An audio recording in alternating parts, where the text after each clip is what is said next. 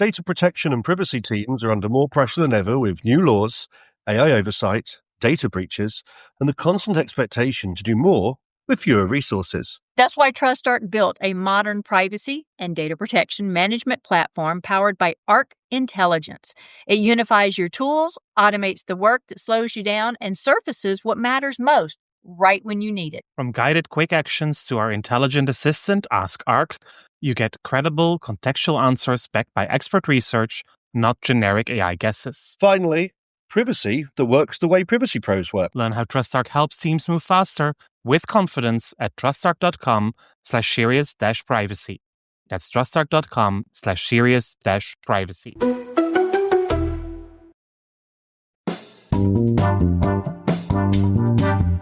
You're listening to Serious Privacy by TrustArc.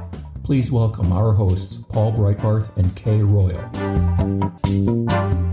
Last week, we started a short series showcasing 3 academic papers that were nominated for the European Data Protection Law Review Award, handed out at the Computers, Privacy and Data Protection Conference in Brussels last January. Our guest today is actually the winner of the prize of this year for his paper, Genetic Data, the Achilles Heel of the GDPR? Taner Kuru holds a Bachelor and Master of Laws of Ankara University in Turkey and recently completed an advanced LLM in Law and Digital Technologies from the Leiden School of Law, just a few kilometers down the road from my house here in The Hague. He also just completed an internship at the United Nations Interregional Crime and Justice Research Institute Center for Artificial Intelligence and Robotics. That's a mouthful. My name is Paul Breitbarth.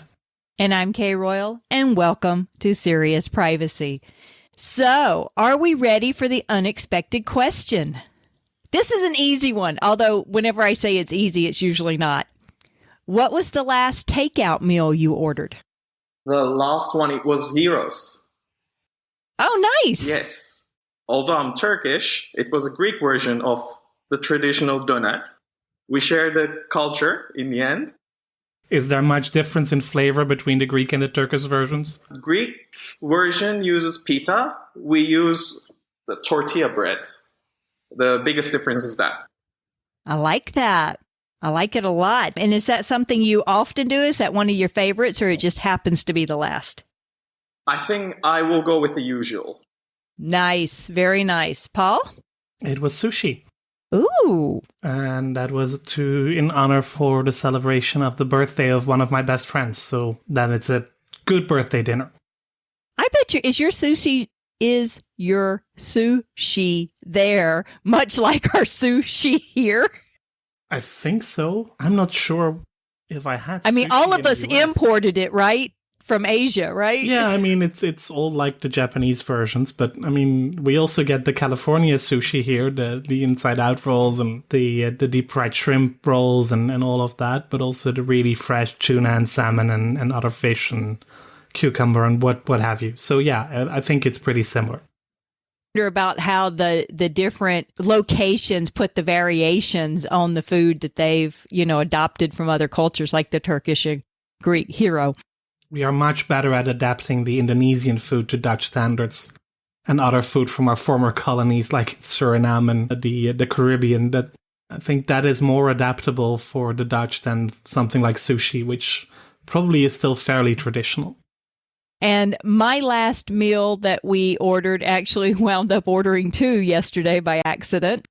So it was Danny's Barbecue. Go figure. And I have to tell you, a lot of restaurants like to claim that they are authentic Texas barbecue, which I'm not from Texas, y'all, or authentic Southern barbecue, which is much different. And it's not, but it's decent. The biggest problem is nobody makes good Southern potato salad other than people in the South.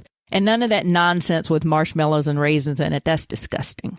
Okay, I know this is not a cookery show, but what is a Southern potato salad? It's usually, it's very simple. It's, the diced up potatoes with mustard, mayo, eggs, onions, things like that. It's not mashed up and creamy. It's got the big chunks of potatoes in it. Okay.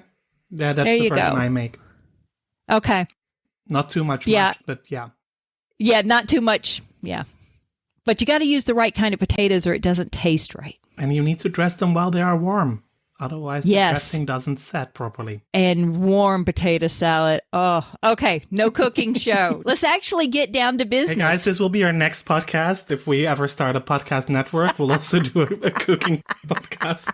But for now, we'll stick to privacy. Let's start with the first question. How did you end up in privacy? Because looking at your CV, you have a fairly straightforward legal education. So why privacy? So, as you mentioned, I got my legal education primarily in Turkey because of my bachelor. But unfortunately, in Turkey, still privacy is not a hot topic out there, at least while I was studying.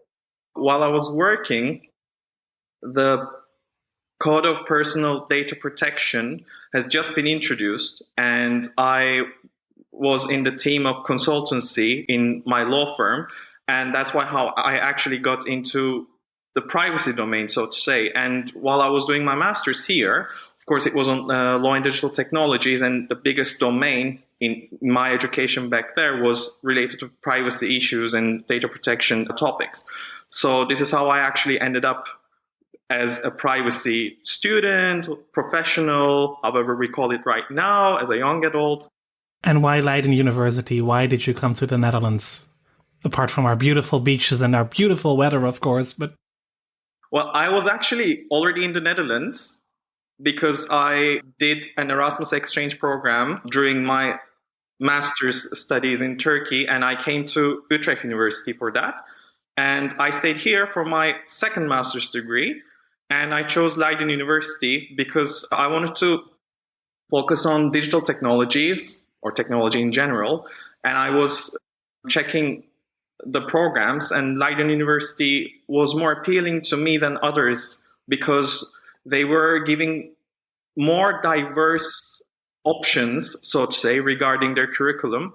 And I was already acquainted with the Dutch system, and I was already in the Netherlands, so it was more of a practical choice for me, on the other hand. So are you a lawyer or are you a technologist? I think I would go with a lawyer. Okay. Because your background and the interests that you have taken in your activities are fascinating. And it looks like that is what led you to genetic privacy. So talk to me about that. Why genetic privacy? Yes, actually, my answer, I think it will reveal why I said that I'm a lawyer. Because while I was choosing the topic for my thesis back during my studies, I was checking the news, what is going on, what might be interesting, and what is attracting my attention. And back then, I saw this article regarding CRISPR babies. And then I started delving into this domain and thinking like, yeah, this is really interesting and fascinating with the ethical questions that it is raising. And then I came across with the genetic testing companies like 23andMe, MyHeritage, Ancestry.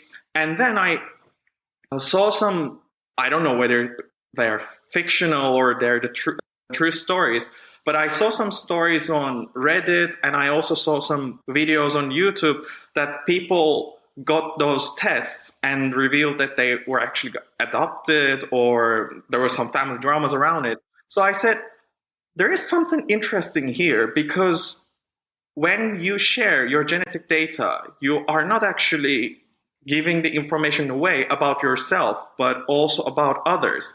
So then my lawyer instinct come up with a question that, wait a second, but this is a fundamental challenge for our legal system because there's another stakeholder involved here, and I'm not quite sure whether they are identified as the stakeholder. So that's how I started work on genetic privacy, and also why I answered your question, okay, by saying that I think I'm a lawyer. I like that. So it sounds like a lot of people ask how I transitioned from a nurse to a lawyer, and it sounds like your thought process is the same. You see the medical or the science, but you think of the law. Exactly. It always makes you think of the legal complications and implications. I like it. Very nice. That's really interesting. And maybe just for those who don't know, CRISPR is a technology for genetic modification, right? That's also used a lot for plants and animals and other species that we have on this planet. Exactly. So tell us a bit more about this group privacy idea that you are developing in the paper. I know we've been mentioned actually quite a lot in our data protection courses at Maastricht University, that when you are dealing with genetic data that you need to be careful. But you are the first who has actually written about it that I've seen in such a way. So what are exactly the issues of processing genetic data from a group perspective? Yeah.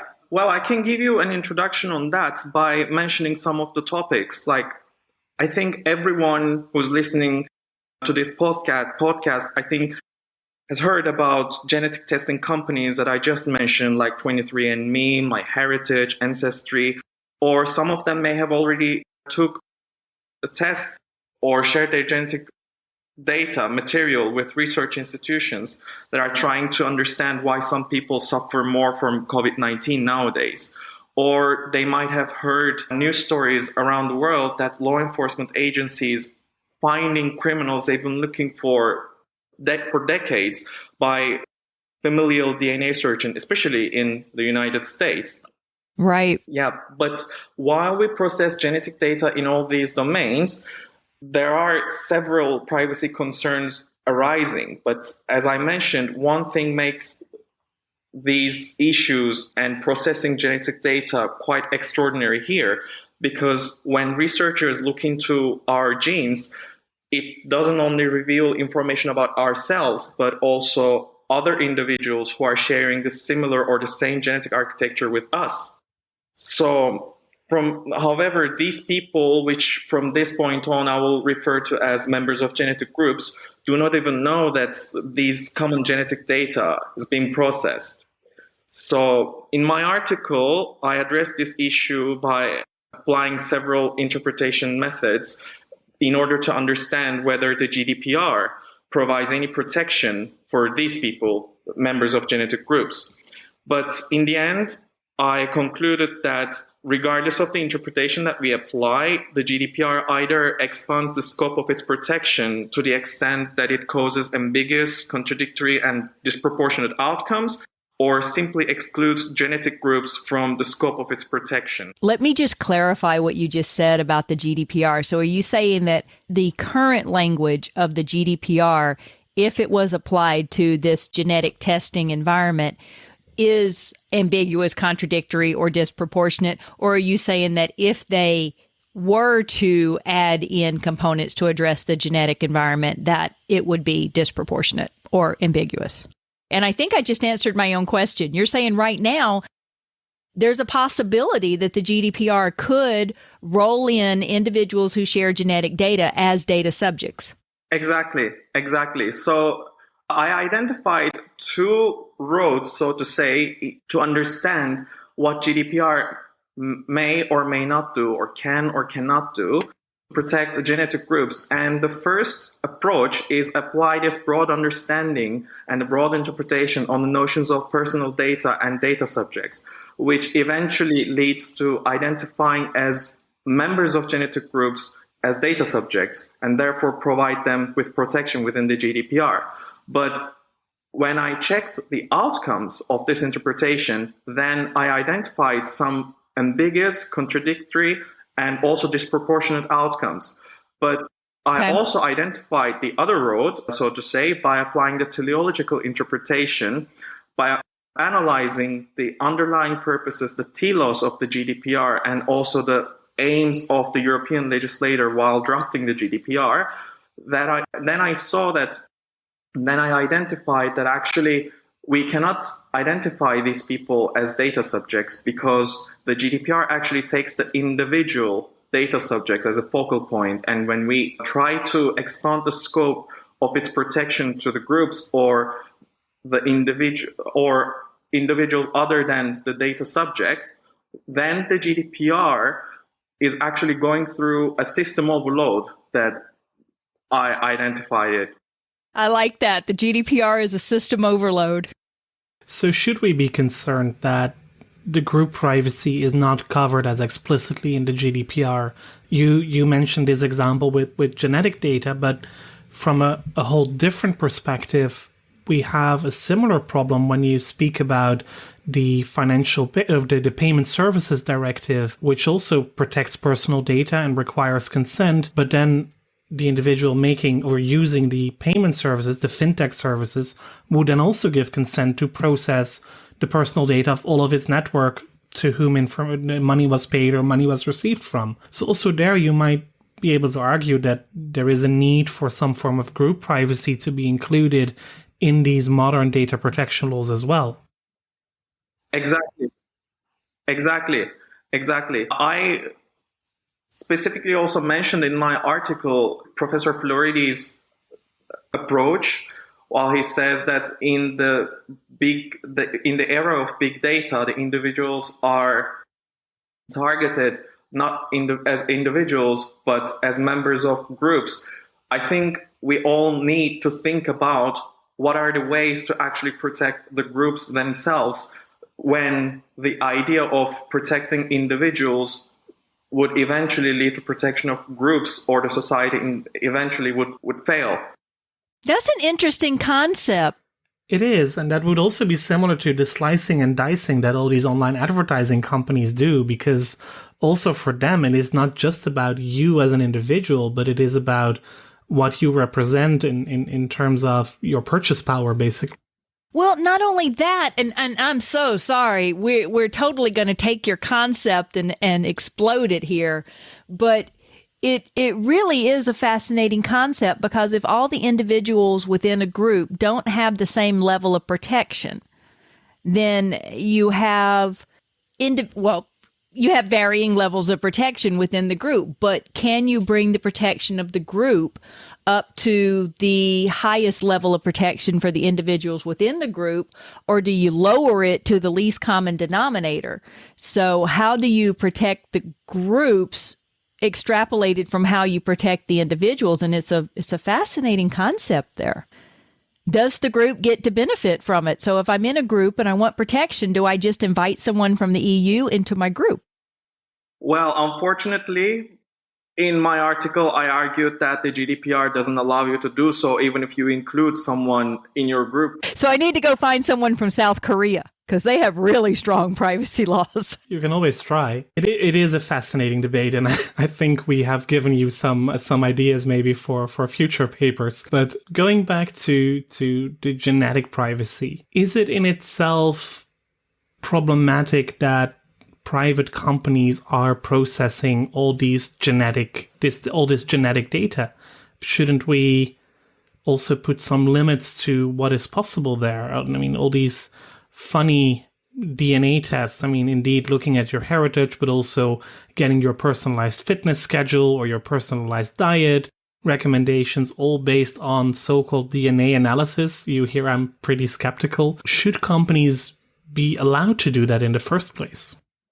I mean, of course, there's always benefits by thinking skeptical about these genetic testing companies and genetic research institutions even, but there are also advantages there are also advantages when we look at what these genetic testing companies are doing, because nowadays there is this great effort in personalized medicine or precision medicine that is actually contributing a lot to what is going on in the medical domain.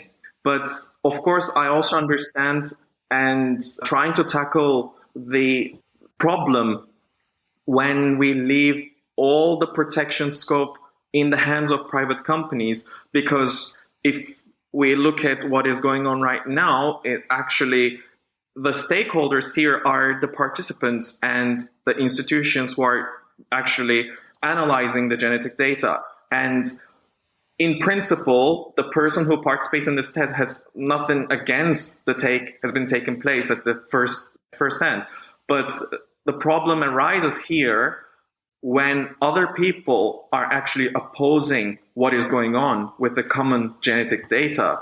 Because one person, let's say my sister, can participate in this test, but I might be opposing what is going on with her genetic data, which is actually my genetic data as well, but I have no right to stop her. Exactly. And that's interesting because, and I'll be honest, I have not studied the genetic testing laws overseas, but here in the United States, they limited what the private genetic testing companies could. I don't know if they limited what they could test for, or they limited what they could share with people that it explored, because you had to stay away from anything that was diagnostic. So they had to pull back on the information they shared. But I did participate in a genetic testing because of my privacy class. So I claimed it as an education expense just to see what this experience was. And so I'm in the system. And one of my daughters is now in the system. I don't share mine. I don't like being alerted to potential relatives. But I do admit every now and then I get curious because they will go in and add more information as they develop the technology to identify more information. So my report is not static. I can log in at any time and they will have added additional information to it. So it's fascinating because, and y'all tell me, is this a controversy overseas? Is that here we have populations that don't participate in genetic testing because it's not part. They don't want to. But yet I'm sure there are members of those populations who have participated in it. So are they jeopardizing the philosophy of the group? Exactly. One of the very famous case from the United States I can mention is the Hawaii case. I'm not sure if you have heard about that case where the genetic data has been collected from that indigenous population, but then used for other purposes then has been disclosed to the members of that indigenous group. So it caused a problem there. But also taking the discussion to another domain, if we give also rights to your genetic groups or other members of genetic groups, then we might have cases where your sister can have the right to access to your genetic data. Then it might also cause problems, because I don't think the proper answer here is that, okay, for the utmost protection, let's give these people also rights arising from the GDPR, because then we will have conflicts between individuals over the same data. And we don't know how the GDPR can answer those questions because we don't have that diversity among data subject rights. Right. And it seems common sense that the rights would default to who owns it. And of course, if I'm the person that submitted the genetic material, then I should own it. But when you share genetics, that's interesting. Does that go as simple as, well, if you share a house with someone, you're sharing a physical address? Exactly, but it is not that sensitive. That's true. Think about all the health information that we can extract from your genetic data. It is not the same that you share your house with your sister. You share maybe all your health information that might be very, very important for you to identify a possible cancer type in the future. And that makes you think of the Genetic Information Non-Discrimination Act here in the United States, which I think you looked at. And that, of course, is about medical information on relatives or information on relatives that might, have a medical connotation to it. Something as simple as asking, how's your grandfather doing if he's in the hospital? And that's genetic. Yeah. Let me then introduce another dimension here. Let's say we oblige every test taker to obtain consent from their next of kins that they can identify. But you don't know that you have been adopted. You were adopted. Right. And then, or you're no longer in touch with some of your relatives. Exactly. You don't like them. Your father or your mother can say, because they know that they are not your biological parents, and maybe they don't want you to know about that fact. So when they oppose for you to take that test, then there might be some family dramas. Well, if you do take the test, there will be some family dramas too. So anyway, there have been famous cases of the family drama, exactly. Right? But Paul, you had a question burning.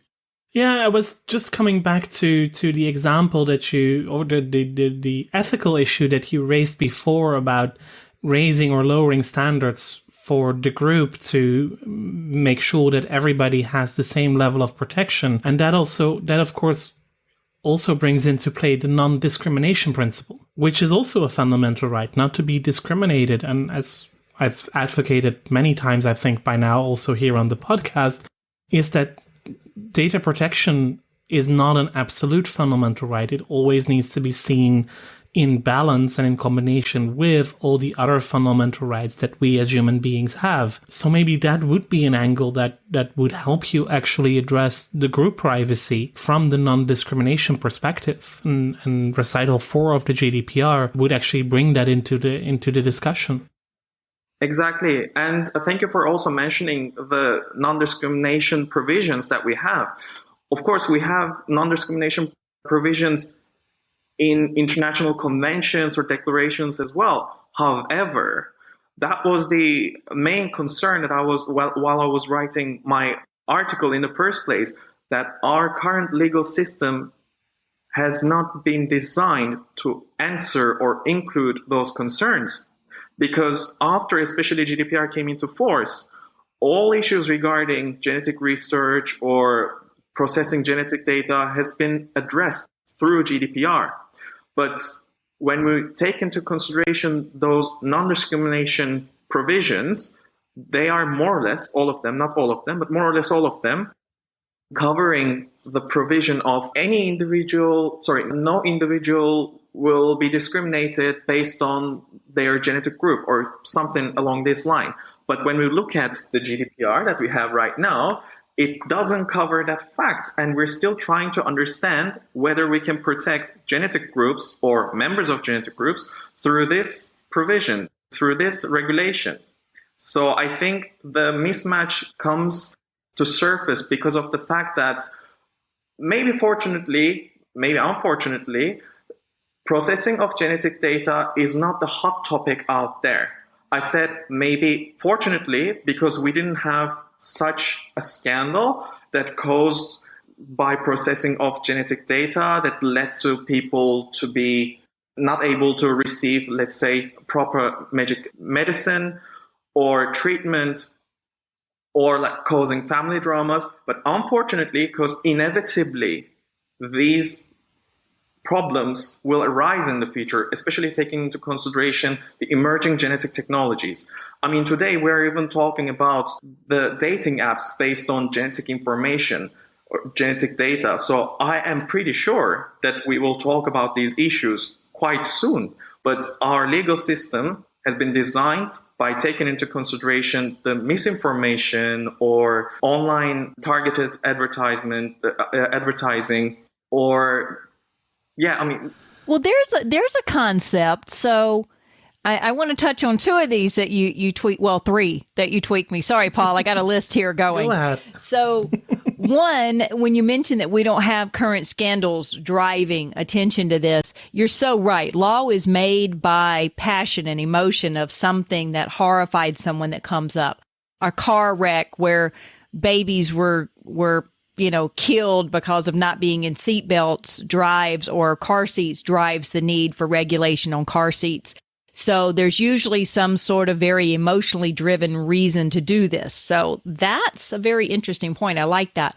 We know the law doesn't keep up with technology. But then you mentioned dating apps based on genetics. So I want to come back to that one. But this last point that you made about the genetics and the company and everything. So I think it relates into the third-party doctrine concept that we have here in the United States, that the government can go to a third party and get information without the same level of scrutiny that they can go to the individual and get information, which is clearly a point of contention between us and the EU.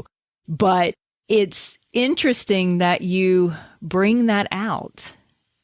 And you can respond to any of what I just said, but you just made me start thinking, which is not good. That's good because I'm a lawyer. I always answer the questions as it depends, because because one question raises many other questions, and I'm not sure if it's a common proverb or just we use among Turkish lawyers. We always say when there are two lawyers, there are three opinions.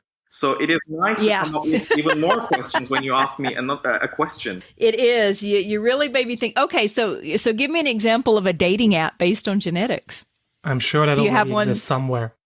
I'm not sure if they're developing or not, but I have seen it on the interview of George Church, if I'm not mistaken on his name. And he was saying, I think it was in 60 Minutes on CBS. So I saw it there and I found it fascinating in my legal mind, but also right because as a lawyer, it's really fascinating for me to explore such a domain. But on a human level, I also thought about, do we really want this? Are we really ready for such a thing? Would I use it had there been such dating app out there? You know, there is a hereditary disease, I believe, in the Jewish population. I think that's the only situation in which I've heard of genetic testing in relationships being required or recommended, maybe. Could be. I don't know about that genetic disease, but yeah, definitely it raises ethical concerns when we're talking about dating apps based on genetic data. Yeah, it's for Tay-Sachs disease. So, but that's interesting because, I mean, if you take that concern and then you extrapolate it across general dating, I mean... Exactly.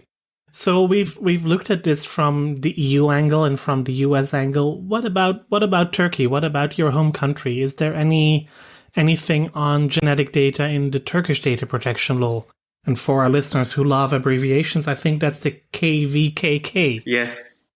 Which I like that.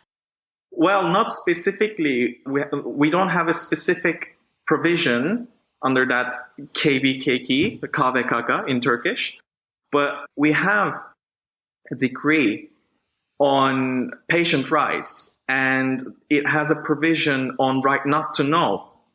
So it can also apply for genetic testing or genetic research. So it might also have a third-party effect, which I'm exploring in my second master's thesis, actually. But I'm still yet to come to the conclusion on that. So you're saying there's a patient's right of not to know? So if they get genetic testing and the doctor wants to share it, the patient has the right to say, no, I don't want to know that. Don't tell me?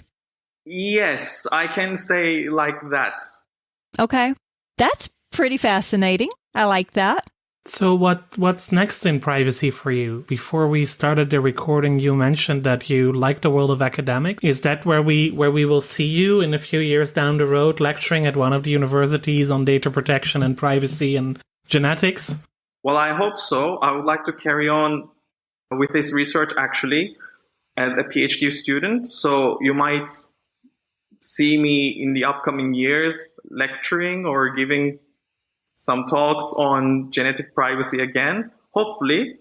Very good. I'm just utterly fascinated, Paul. I'm sorry. I want to sit here and talk about more genetic testing and screening and protections for genetics, but I am just truly fascinated by the concept of protecting groups. Yes. I'm sorry, but that really just grabs me. It's certainly something that somebody, if not Taner, then maybe somebody else should look into in much more detail, because I think you're right. There is lots more there than currently sees the eye. But unfortunately, this is all we have time for this week. So on this note, I would like to thank our listeners for listening to another episode of Serious Privacy. Thank you for all your kind comments that you sent to us. If you like our series, also please do tell your friends and colleagues about us and rate and review our episodes in your podcast application. Should you have any questions or suggestions, and especially if you would like to be a guest, please reach out to us via seriousprivacy@trustarc.com or via Twitter at @podcastprivacy. You will find Kay on Twitter as Heart of Privacy and myself as EuroPolB. Until next week, goodbye. Bye, y'all. That was Serious Privacy.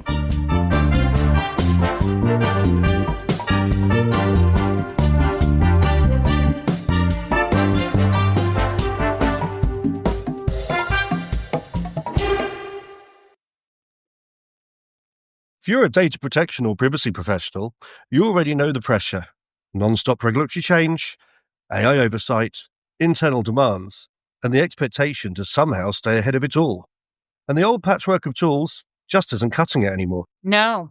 That's why TrustArc created a modern privacy management platform powered by Arc Intelligence. The TrustArc platform brings your workflows, evidence, research, tasks, and applications all together in one unified and intelligent workspace so you don't waste time digging, clicking, or context switching. With Ask Arc, your privacy assistant, you can ask plain language questions about laws, jurisdictions, or even your own program data and get credible, cited answers based on NIMBY research and more than 1,000 global laws. It's explainable, transparent, and purpose-built for data protection and privacy. So if you need to add a vendor, create a cookie banner, or start an assessment, quick actions take formally complex tasks, turn them into bite-sized guided workflows to save you time. It's a platform that thinks like you, works like you, and helps you move faster with confidence, whether you're a seasoned DPO or you're just getting started. See how modern privacy gets done. Explore Arc at trustarc.com/serious-privacy. That's trustarc.com/serious-privacy.